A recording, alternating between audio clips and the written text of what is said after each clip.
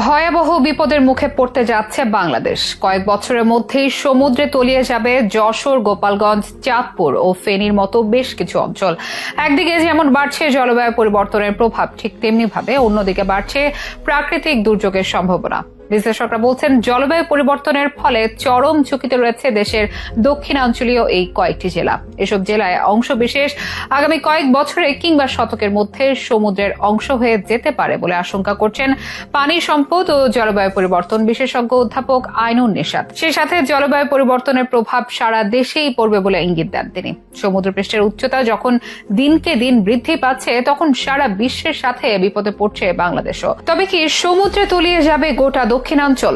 আর কবে নাগাদই বা আসতে যাচ্ছে এমন প্রাকৃতিক বিপর্যয়? জানাবো বিস্তারিত আপডেটে।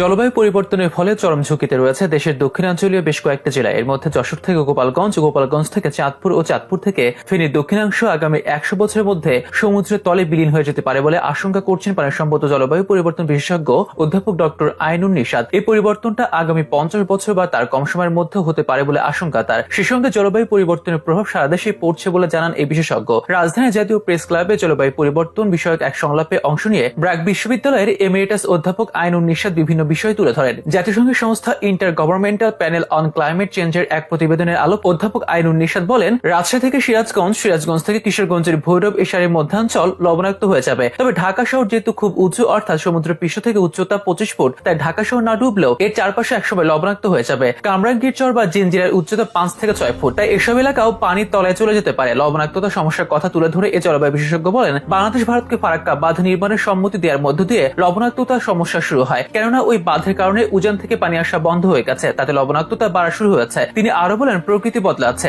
আমাদের এই প্রকৃতিকে বুঝতে হবে। ষড়ঋতু বাংলাদেশ আজ 4 ঋতুতে পরিণত হয়েছে।